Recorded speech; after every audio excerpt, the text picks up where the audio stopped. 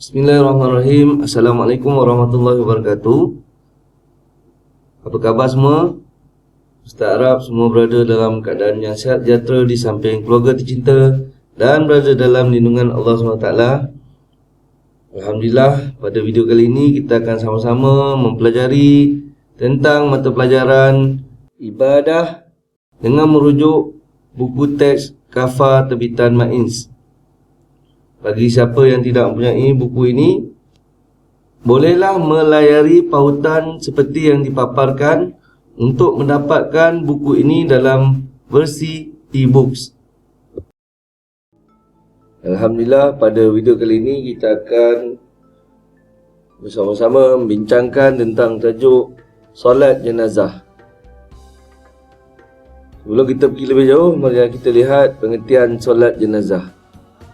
Solat jenazah ialah solat yang dilakukan oleh orang Islam yang hidup ke atas jenazah orang Islam yang telah meninggal dunia.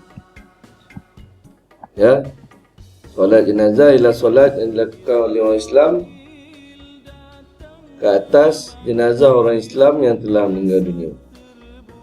Di hukum solat jenazah ialah solat jenazah adalah fardu kifayah, boleh dikerjakan bila-bila masa walaupun pada waktu yang dilarang. Solat ini boleh dilakukan secara seorang diri atau secara berjemaah. Hukum bagi solat jenazah ialah fardu kifayah. Fardu kifayah ni bermaksud perkara yang wajib dilakukan oleh sebahagian anggota masyarakat untuk menjaga kepentingan umat Islam.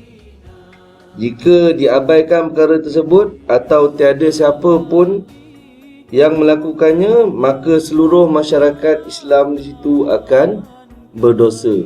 Itulah maksud fardu kifayah. Jadi hukumnya terjelas ni bahawa fardu kifayah dan ianya boleh dilakukan pada bila-bila masa walaupun pada waktu yang dilarang.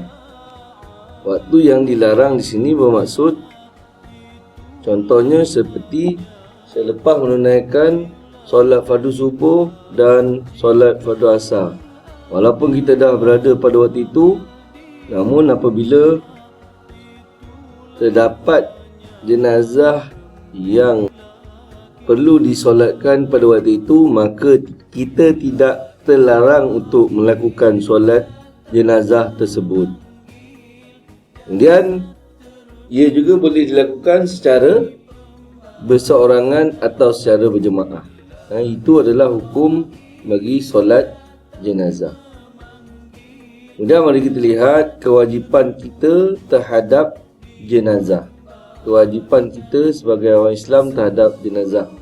Yang pertama, apabila meninggalnya seseorang itu yang beragama Islam, maka kita hendaklah ataupun kita dituntut melakukan 4 perkara ke atas jenazah tersebut.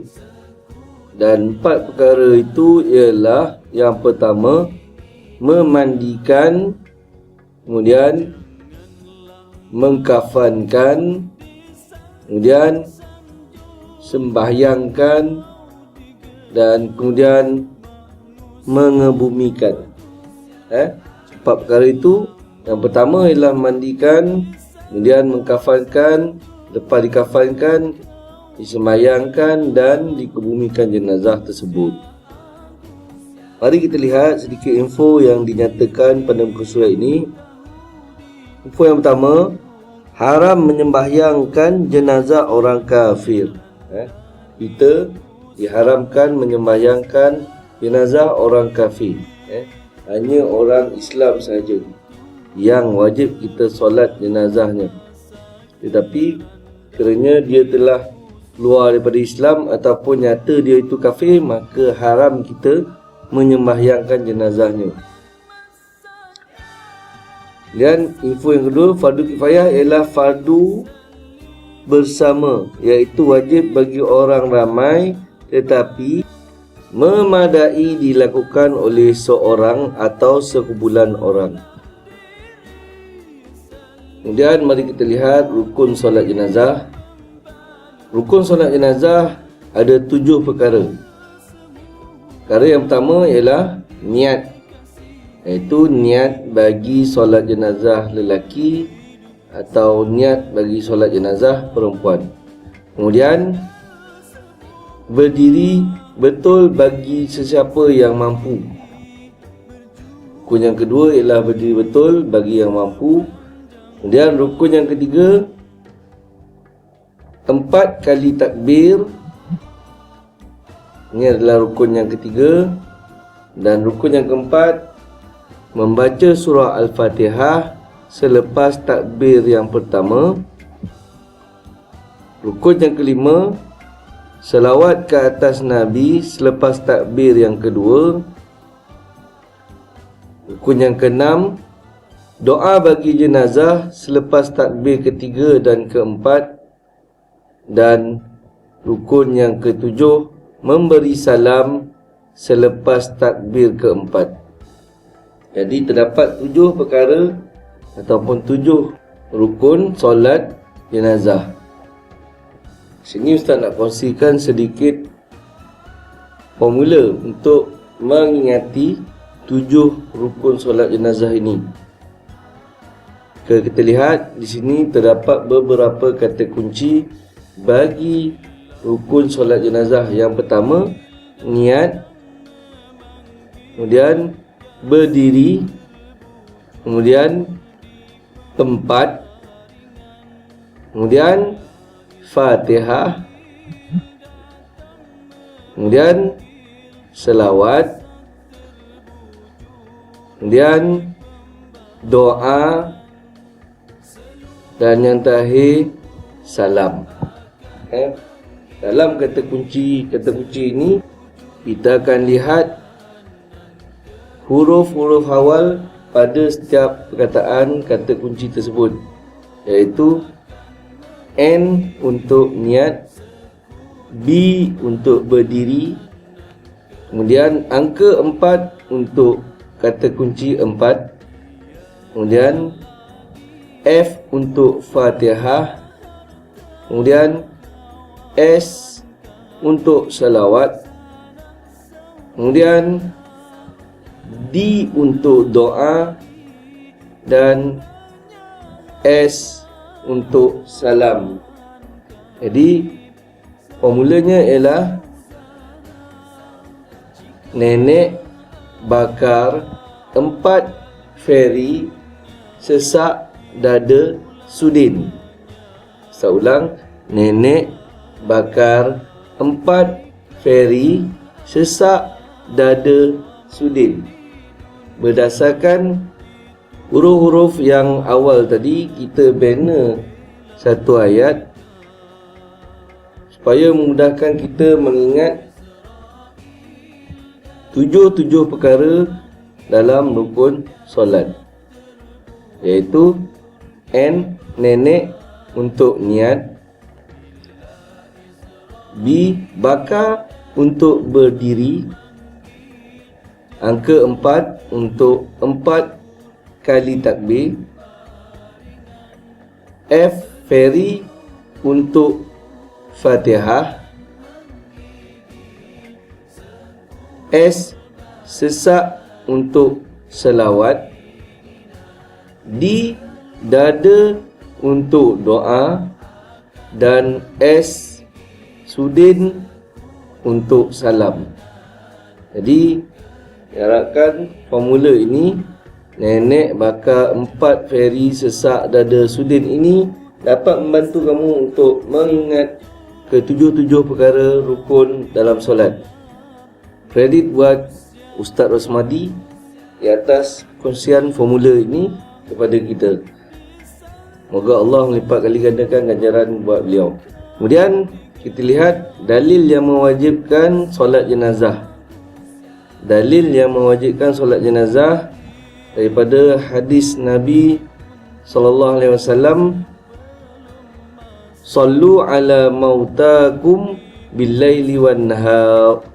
Rawahu Ibnu Majah. Artinya, sembahyanglah kamu ke atas orang yang mati di kalangan kamu pada malam atau siang. Jadi dalil ini menunjukkan kita wajib solat ke atas jenazah di kalangan orang Islam, sama ada berlakunya kematian itu pada waktu malam ataupun siang.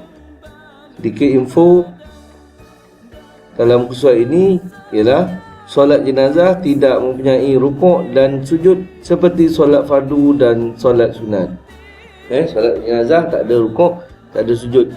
Jadi bagi siapa-siapa yang baru pertama kali menunaikan solat jenazah, tolong hati-hati takut nanti imam takbir yang kedua kita rukuk pula. Nanti nampak sangat tak belajar. Okey. Kemudian kita lihat perkara sunat dalam solat jenazah. Apa perkara-perkara sunat dalam solat jenazah? Yang pertama, imam berdiri di kepala mayat lelaki dan di pinggang bagi mayat wanita. Kedudukan imam, kalau mayat lelaki ataupun jenazah lelaki, imam disunatkan berdiri di kepala.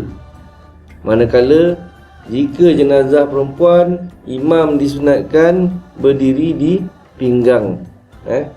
Sama lurus dengan pinggang jenazah. Kemudian perkara yang kedua, sunat mengangkat tangan ketika takbir. Semasa melakukan 4 takbir tu sunat kita mengangkat tangan. Perkara sunat seterusnya, membaca ta'awuz sebelum surah Al-Fatihah. Yang mana ta'awuz ni ialah membaca a'udzubillahi minasyaitonirrajim sebelum memulakan bacaan Fatihah. Kemudian dilakukan di masjid. Sunat dilakukan solat jenazah di masjid. Kemudian sunat memperlahankan bacaan. Dan seterusnya, sunat membaca selawat Ibrahimiyah ketika selawat ke atas Nabi. Yang mana selawat Ibrahimiyah ni kita sambung pada selawat Nabi, kama sallaita ala Sayyidina Ibrahim wa ala ali Sayyidina Ibrahim wa barik ala Sayyidina Muhammad wa ala ali Sayyidina Muhammad kama barakta ala Sayyidina Ibrahim wa ala ali Ibrahim fil alamin innaka Hamidum Majid. Itu adalah selawat Ibrahimiyah yang disambung selepas selawat. Kemudian sekurang-kurangnya 3 saf dalam solat jenazah. Sunat kita buat 3 saf walaupun keadaan ataupun kehadiran jemaah tidak terlalu ramai. Jadi kita boleh buat 3 saf untuk mendapatkan sunat pahala 3 saf dalam solat sunat jenazah. Kemudian syarat jenazah yang disembahyangkan, mari kita lihat apa syarat jenazah yang disembahyangkan. Yang pertama, bukan mati syahid. Jenazah itu bukanlah jenazah yang mati syahid. Jenazah yang mati syahid kita tak perlu solatkan, tak perlu mandi, kafankan dan solatkan, dan terus dikebumikan dengan pakaiannya yang syahid itu. Okey, orang yang mati syahid kita tak perlu nak solatkan. Dan syarat yang kedua, mayat itu telah dimandikan dan dikafankan. Mayat yang telah dimandikan dan dikafankan barulah kita boleh menyembahyangkannya. Dan syarat yang ketiga, mayat orang Islam. Mestilah jenazah itu jenazah orang Islam, ataupun mayat itu mayat orang Islam. Saya rasa setakat itu saja dahulu buat kali ini. Mudah-mudahan video ini memberi manfaat kepada kamu. InsyaAllah kita akan menyambung pembelajaran kita dalam cara menunaikan solat jenazah pada video siri yang kedua nanti. Aku qauli hadza wa astaghfirullah li wa lakum. Wassalamualaikum warahmatullahi wabarakatuh.